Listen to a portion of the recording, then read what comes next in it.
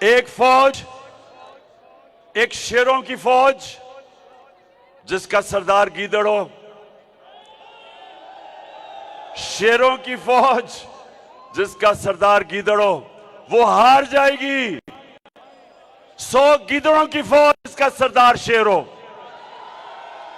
हमारा मुल्क बदकिस्मती से चोरों के हाथ में फंसा हुआ है। हमने इसकी पूरी तहरीक चलानी है।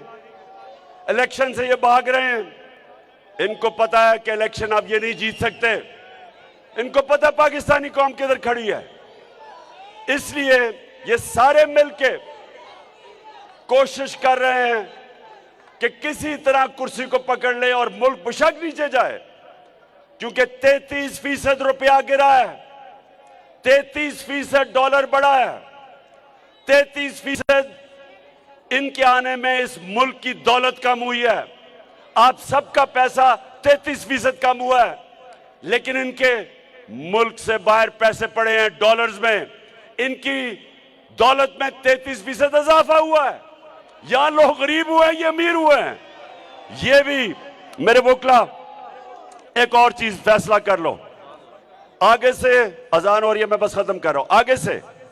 आगे से कभी किसी पार्टी को वोट ना देना जिसके लीडर और मिनिस्टर्स का पैसा पाकिस्तान में ना पड़ा हो। जिनका पैसा बाहर पड़ा है, कभी उनको वोट ना देना, क्योंकि कॉन्फ्लिक्ट ऑफ इंटरेस्ट है। रुपया गिरता है, उनको फायदा होता है या नुकसान होता है लोगों को। अब जो रुपया गिर रहा है, कौम में महंगाई आ रही है, कौम की दौलत में कमी हो रही है, लेकिन लंदन में वो बैठ के और ये जरदारी और ये नवाज शरीफ, इनकी दौलत में इजाफा हो रहा है।